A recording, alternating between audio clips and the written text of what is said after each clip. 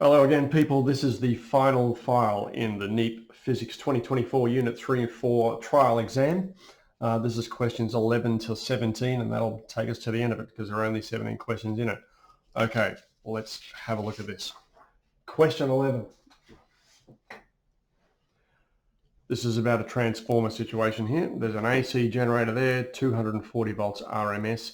There is a step-up transformer here, 1 to 5, so it steps up the voltage. So the voltage is going to be 5 times bigger over here, and the current's going to be 5 times smaller. Transmission lines have got a resistance of 8 ohms, so some of the power is lost there, so the voltage is going to go down. The current stays the same. The voltage is what gets affected. And then there is a step-down transformer here, 5 to 1, and then a food center. That is basically what they tell you over here. All right. All right. The generator's output voltage is 240 volts. The appliances in the food center won't operate if the voltage supplied over here is less than 220. During the food center's busiest period, the current into the primary coil of T1, in other words, over on this side, primary, secondary, is 40 amps. Determine whether the appliances will be operational during its busiest period. So you've just got to figure out what the voltage is. Well, you know what the voltage is here is 240. What's it going to be over here? What's it going to be when it gets to here?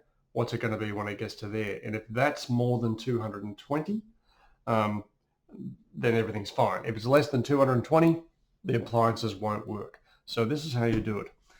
And this is one of those questions where the setting out and the clarity of your answer really matters, because there are several stages to this, and it's very easy to make this area here just look like the absolute mire of numbers, and where there's no obvious beginning and no obvious end, and things crossed out, and things with the wrong units, etc. Right? Have a look at this. This is how to set things out. Okay, do it well.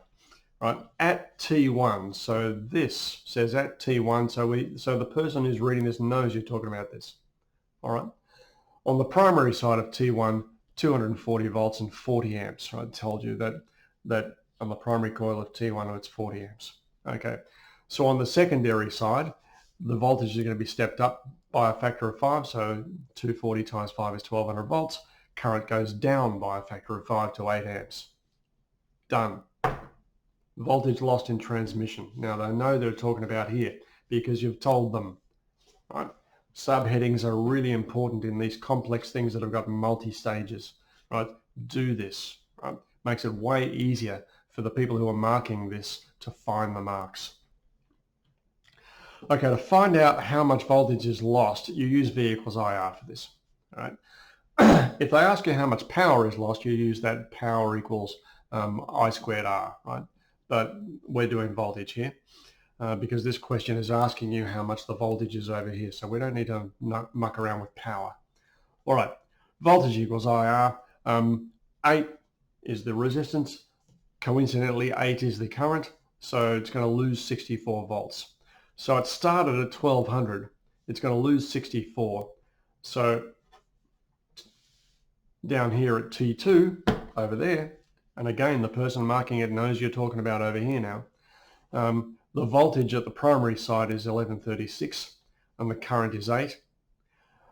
And on the secondary side, the voltage goes down by a factor of 5, so it's 1136 divided by 5, which is 227.2 volts. And this is what you were trying to find out. How many volts do you get over here? It was 227. It needed to be at least 220. So you then answer the question finally. Don't do that and just say, I'm done. You're not. This is you're done. Right? This voltage is more than the 220 volts needed. Therefore, the appliances will be operational. That's the answer to the question. Okay. But I cannot emphasize too much that setting this out really clearly is going to matter. It's going to help you, and it's absolutely going to help the person who marks it. Trust me, I mark these things for a living. 12. Question 12. All right. I'm assuming you've got it in front of it in an experiment. Excuse me. There you go. There's the question and the answer together. If you want to ignore me, just pause it and read. In an experiment, beams of white light are directed at this double slit situation. They go through a darkened area. make a diffraction, an interference pattern on a screen, and point P is the central bright, which is equidistant from those holes, which means it's basically directly across from the midpoint of those holes. All right. Figure 12 shows a section of the screen, so that is literally a little bit of this zoomed in.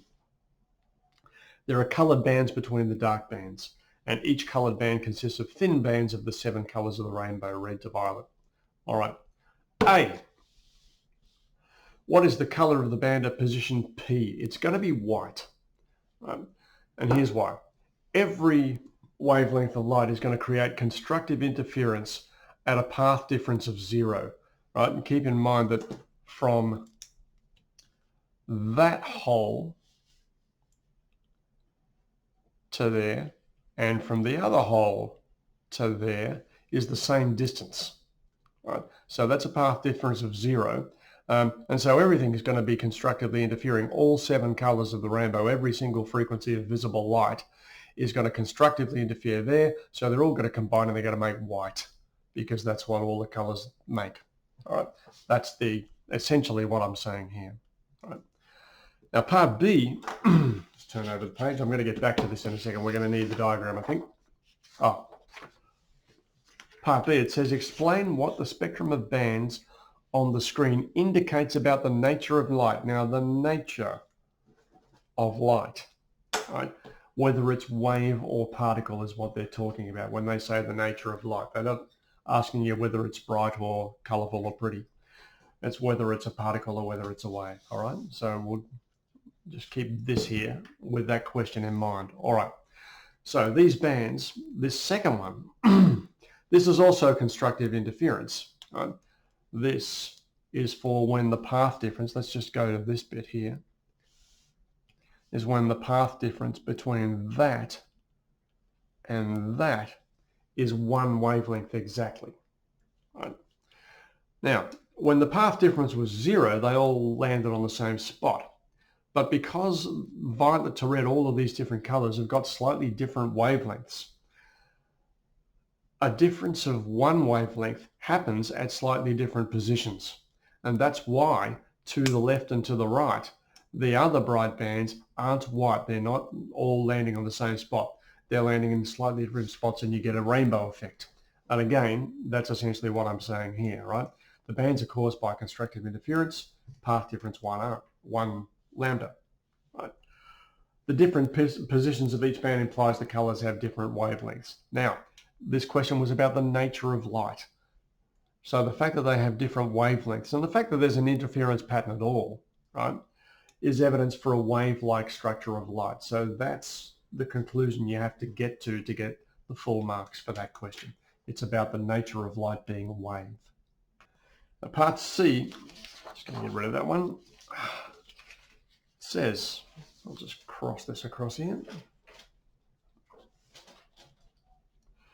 Says the table below shows some data from the experiment. Wavelength of red, wavelength of violet, distance between the slits. Calculate the distance between the violet band and the red band, X, shown in figure 12. So here's figure 12 again, that X. All right. Okay. So this is the formula you need. The delta X is the difference between 2 bands, or it's the difference between the P and there. Now, that delta X is not this X. That delta X is from there to there for violet and from there to there for red, because that's the first place that red landed and that's the second place that red landed. So that's red's delta X all the way across. But for violet's delta X, that's where it landed first, and that's where it landed with a path difference of 1. So that's violet's delta X. So you're going to calculate this for red. You're going to calculate this for violet, and then you're going to go 1 minus the other, and that will tell you how far that particular X is. It's a pity they said X. They could have said any letter for that, because it's actually not the delta X that is mentioned in this formula. They should have just said P or something, or Q, right? But that's what they mean. So you find that length, and then you find that length, and minus the 2. There you go. All right, question 13. This is one of those reasons I tell you to use the reading time really well and find the questions that are easy to do. I think this is a reasonably easy question to do, but if you get to this near the end of the exam and you've been sitting here for 2 hours anyway and you've got half an hour to go and then you look at this and you've got to read a page before you even get a question, it tends to demoralize people. All right, so I would choose to do this one fairly early. It's a reasonably simple question. Once you see the question, it's not too bad. It's but it's a lot of reading. It's a lot of taking things in, and by the time, and you don't want to get to this having done 2 hours worth of physics stuff and your brain is partially fried anyway. You want to get this one out of the way. It's 10 marks that you should get most of, right? But you're not going to get it if you're tired. So I would do this one early. All right, anyway, let's check out the situation. It's a photoelectric effect thing, right? There's the incident light shining on that panel. It's going to make some photoelectrons. They're going to go over to the collector and we're going to get a current. And we've got the voltage here that we can push current the other direction and figure out what the stopping voltage is. All right, got a voltmeter, got an ammeter. Okay, that's our 30-second look at the diagram. It's always worth doing this. Layla conducts experiments A and B, contains the following data. Okay, stop and have a good look at this. Firstly, she showed violet light. The light was not changing. The intensity was changing. So the light was getting brighter and brighter and brighter, more and more and more photons. Right? Frequencies was the same, it was always violet. Right? So the only thing changing here was the intensity, so therefore the only result that changes should be the current. And sure enough, stopping voltage was the same, current was different. Made sense. All right. Experiment B, different light. Same intensity. So all the lights were bright, but they were all different colors. Right? So the frequencies were different, so that means energy is different because E equals HF. The stopping voltages ended up being different as you'd expect, but the current would be the same. So this is making sense now at the moment. So now that you've sort of got your mindset right, you've got this experiment in your head, now we can read the questions. Okay, hang on. I'm sure there's an A here somewhere. That one says B. I think I've just got my pages. Let me just pause this for a second. Yep, as expected, I'm an idiot. I turned the wrong page. Okay, here you go. Using the experimental data. So you have to use the experimental data. Right? Explain why the wave model does not account for the photoelectric effect. Okay, best way to do this is with this, right? Okay, there's the wave model, there's the observation, and this is where you use experimental data. I quote some figures if you want to, but just as long as you refer to one of the tables or one of the experiments, that is using the experimental data. But here's what you do. The wave model would expect that a higher intensity light would lead to more energy given to the electrons, right? The brighter the light, the more energy the electrons would come off the metal plate with. However, that doesn't happen, right? This is the observation. Experiment A, first one, shows higher intensity light did not alter the stopping voltage, and hence there's no more energy to the electrons. There you go. Right. So that is using the data to explain why the wave model does not account for this photoelectric effect, right? The experiment didn't prove that right, it proved it wrong. All right, part B. Layla's colleague wishes to repeat experiment B using the same colors, same 5 colors at an intensity of 800. Now, instead of 400, the intensity is 800. Right. Explain which results would be expected to be different in Collins' experiment. Okay. You don't have to explain what has to be the same, you just have to explain what should be different. All right. Double the intensity means double the photons per second. Okay. So this is what you do. Double the intensity equals double the photons per second, and that should equal double the amount of photoelectrons per second, right? Twice as many photons hitting the plate should mean twice as many electrons coming off. And therefore the current would roughly double, all right? So just make those 3 points and that's pretty much it. And again, that's referring directly to the data. Okay. Part C.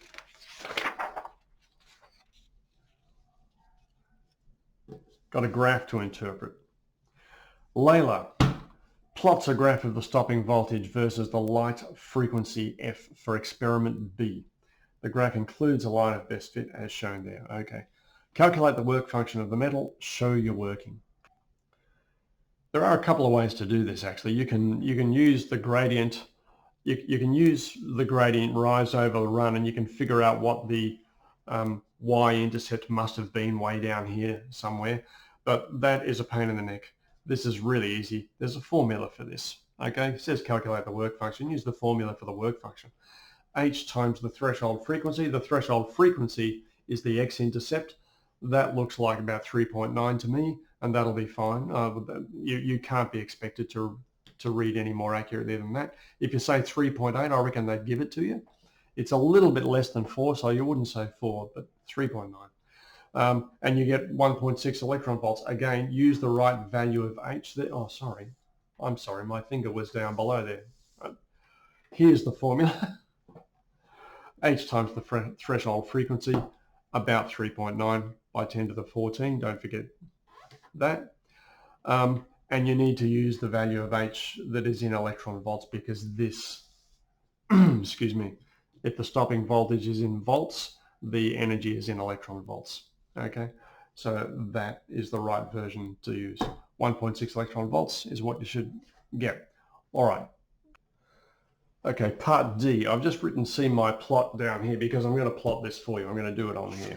Right, so for part D, it says Layla performs another similar experiment.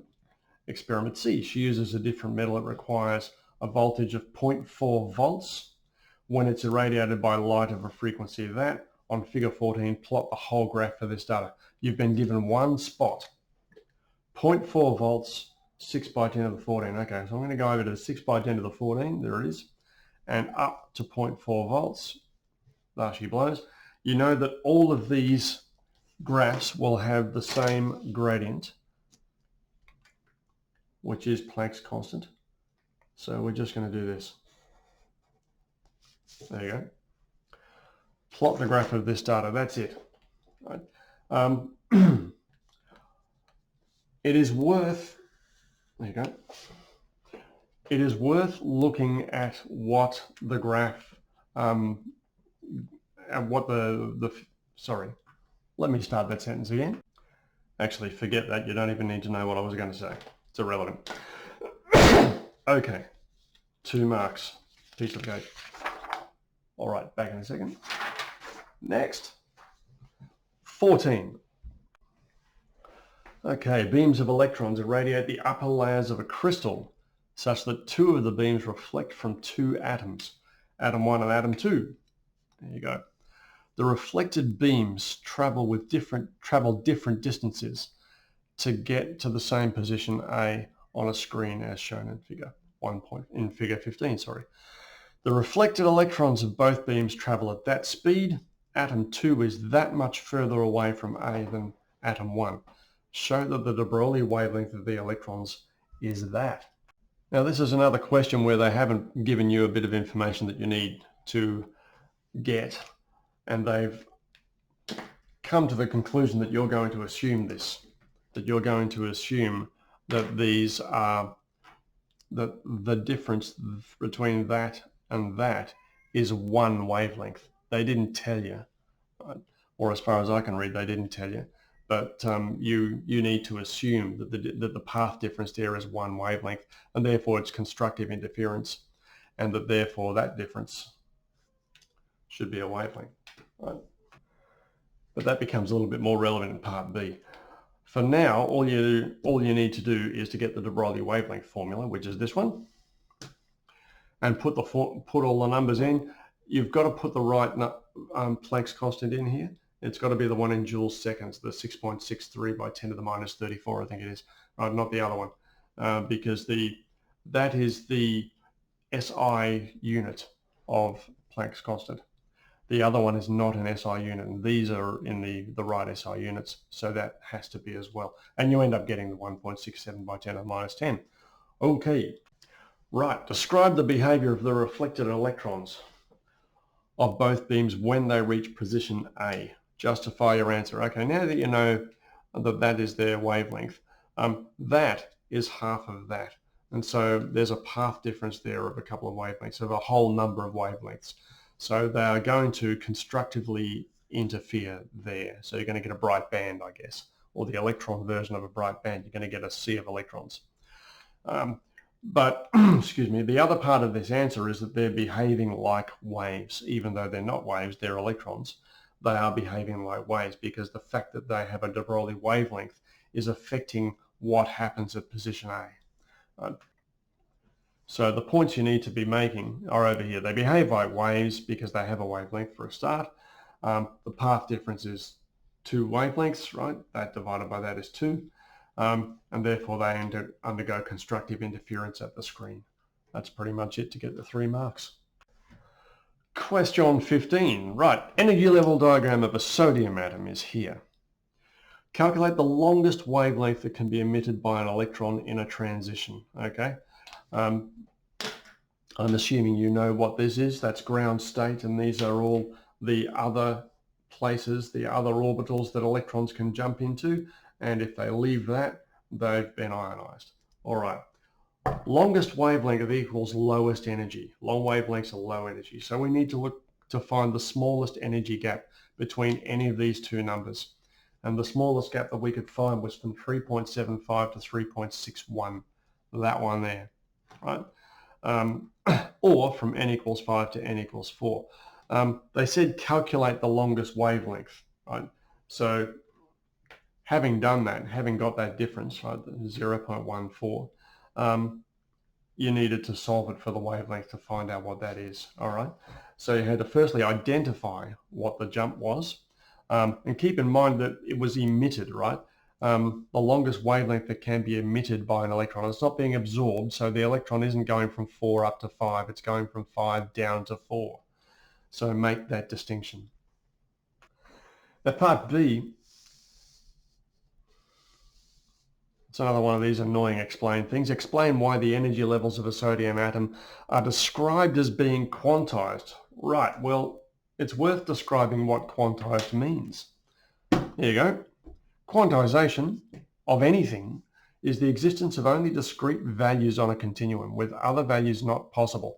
So the amount of children that a family has is quantified, for example. You can't have 2.697 children. You can have 1 or 2 or 3 or 4, right? There are discrete values possible, and there are lots of figures between those discrete values which are not possible. That's quantizing, right? They have specific quantums. All right, so electrons in a sodium atom can only exist in specific orbits, which have a specific amount of energy. They can't have any old amount of energy. They can only have those ones that are listed. Right? Therefore, putting those two things together, electron energies are quantized. Ta-da! That's how it's done. Pretty easy. 2 questions to go. You've hung with me this long. Well done. Question 16, muons. Okay. Muons travel at a speed of 0.99 c, and they've been very nice, and they've calculated the Lorentz factor for you. And they exist for that many seconds relative to their frame of reference. So according to their own watches, they last that long. Right? They have a rest mass energy of 106 mega electron volts. That means E equals mc squared. Mc squared is that. Right? According to a stationary observer on Earth, how far do the muons travel before decaying? Show you're working. This is it. Excuse me.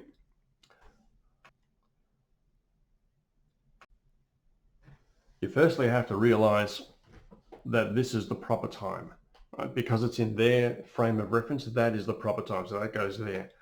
Excuse me. We need to find, I'm sorry. Sorry, just need to interrupt myself there. You need to figure out what our time frame is, and it ends up being bigger than that. It's 1.59 by 10 to the minus 5 or something like that. And then use velocity equals displacement over time to find the displacement, right? The only mistake you're going to make with this is not realizing that that was the proper time, because that was in the muon's own frame of reference. Right? The only people who are going to get this wrong are people who put the 2.2 there instead of there. All right. So for part B, muons travel approximately 650 meters before decaying, as measured in their time, in their frame of reference.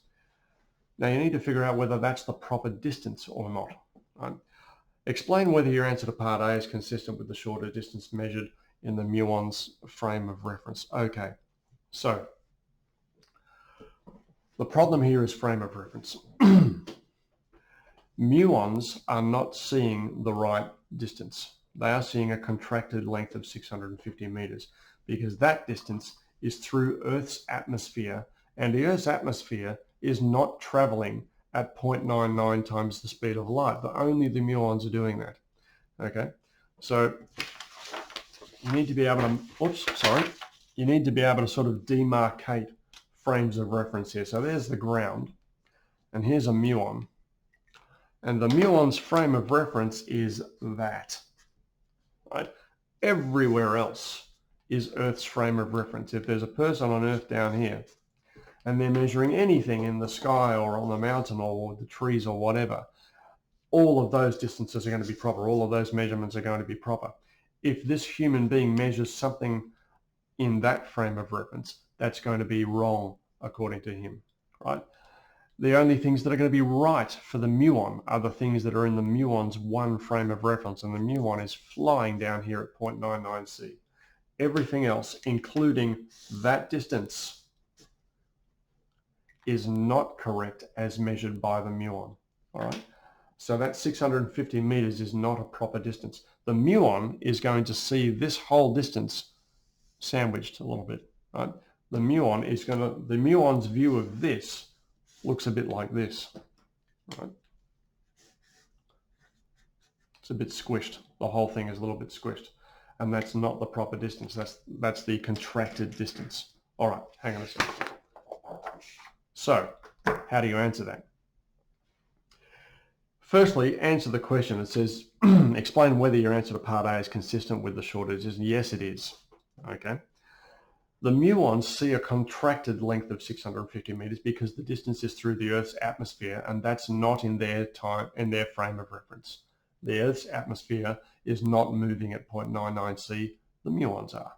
Right? The Earthbound observer sees the muons traveling at the proper length, but living for a dilated time span. So we don't measure time properly for the muons. We do measure the distance that they are traveling through correctly, because they are traveling through our frame of reference, through our air. All right.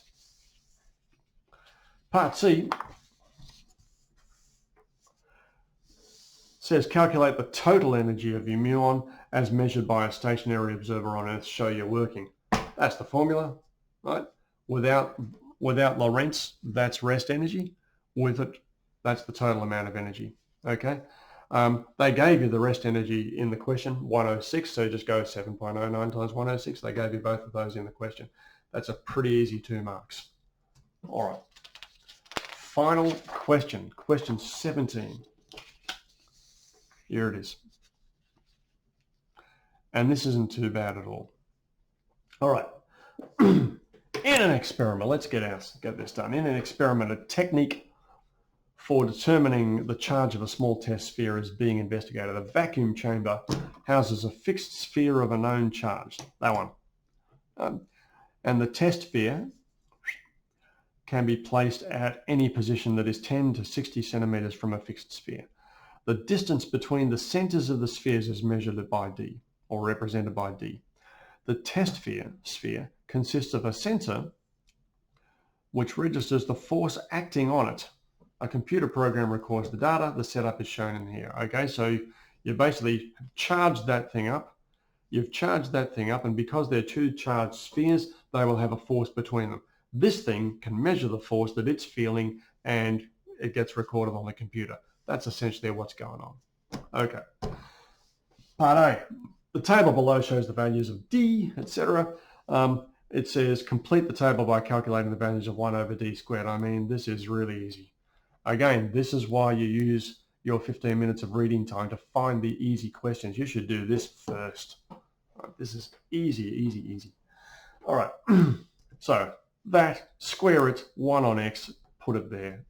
Do it 4 times, you've got a mark. Right, great way to start the exam. Part B, on the axes below, plot a graph of f versus 1 on d squared. Include a point for f equals 0. Excuse me. Include the uncertainty bars of plus or minus 0.1 newtons for the f values, and draw a straight line of best fit. Even if you want to do a curve, it says draw a straight line. So again, you're a slave to the question. Make it straight. Okay, now I haven't bothered doing this because they've done a really good job in their answers, and it is well worth having a good look at this, and particularly the way they gave the marks. This is 6 marks. This is 6 fairly easy marks. You could pull this off in 3 minutes and you get 7 marks in the first 4 minutes of the exam if you did this first. All right. There's a mark for plotting the data points, obviously. There's a mark for plotting the point 0, 0, right? Because when there's no force, there'd be no distance. Right? Excuse me, or 1 on d squared would be, sorry. There would be no force, there would be an infinite distance, so 1 on d squared would be 0. 1 mark for using an appropriate scale on the vertical, another mark for using an appropriate scale on the horizontal. That's pretty obvious. 1 mark for including uncertainty bars on at least 3 of the points because they told you to do that. And a mark from drawing a straight line of best fit. Okay, so roughly what you'd expect. Okay. Finally, it says using the graph plotted in part B, so you have to use the graph or you don't get the marks. Calculate the gradient of the line of best fit, show you're working, and give the answer to 3 significant figures. Either pick 2 points that are on the line, 2 of the drawn points, the plotted points that happen to be on the line if they are on the line. Or if your line of best fit doesn't have any points on the line, then pick 2 points that were not in the table but are on the line. All right. You're calculating the gradient of the line of best fit, so your points have to be on the line, okay? It's not approximate. You're not getting the gradient of your results in the table, you're getting the gradient of the line of best fit. Again, that's a distinction that some people miss, and every now and then if you've got sort of points like this, and your line of best fit has gone through and touched none of them, or very few of them, some people go that one and do rise over the run for those 2 points. That's incorrect. That's 0 out of 2. You're getting it. This is about the line of best fit. All right. That is almost it. There is one more thing. Okay. The charge on the fixed sphere was 10 microcoulombs. Get the units right. Using the gradient, and again, you have to use the gradient. Calculate the charge of the test sphere. Now, for the gradient of this thing, the rise over the run is f over 1 on d squared. Now, if you divide it by that, that's the same as multiplying it by d squared. So the gradient is actually f times d squared. Now, if you rearrange all this, right, this is the formula for the force between 2 charged objects, which is what we've got, which is the situation we have here. And if you rearrange this, that's the distance, of course, that's d squared, right? So rearranging it, fd squared equals that. So that's the gradient. So, excuse me. So you can put the number for your gradient right there and have k and the 1 microcoulombs for one of these, and you need to solve it for the other one. So that's how it's done. That's a little bit of a trick there. This is one of those questions where a lot of people are going to get 0 because they're not even going to know how to start that one, right? But that was the trick. The gradient of that, excuse me, the gradient of that particular graph happens to be expressed in this formula, right? And you can use that fact to figure it out fairly quickly. Okay, that is it, my friends. Thank you very much for lasting this long. I'll see you in a couple of weeks.